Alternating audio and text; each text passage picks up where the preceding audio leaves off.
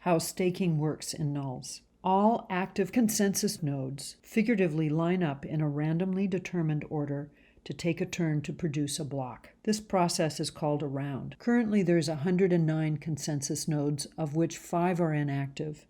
So that means that we have 104 active consensus nodes. Now, a block is produced every 10 seconds. That's 6 blocks in 1 minute. Therefore, a round where all active nodes have the opportunity to produce a block takes about 17 minutes. If a consensus node is not available to produce a block when it is its turn to produce a block, it will receive a yellow card.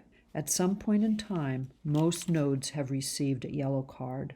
Now that can happen for a few reasons. For example, there's a network issue, so the node actually can't process the blocks because it has some kind of connectivity issue. There could be an administrative error. When a node receives a yellow card, the node's credit ratio is reduced, and a yellow card will impact the credit ratio for a little bit more than a day. Now, if the consensus node receives a yellow card and then a few rounds later receives another yellow card, then for the period of time where the node actually has received 2 yellow cards, the credit rating will be reduced even more than if it had only received 1 yellow card. Now, the calculations for credit ratio and your consensus rewards is in the Nuls yellow paper, and we provide the URL for this paper in the video description. Here are 4 values that influence your consensus rewards. First, the credit ratio of your node. 2, the amount of Nuls staked to your node by investors, which can be up to 500,000 Nuls. 3, the number of transaction fees earned by processing the block. And 4, the ratio of your amount of staked Nuls to the total number of Nuls staked to the node. And that concludes part 2.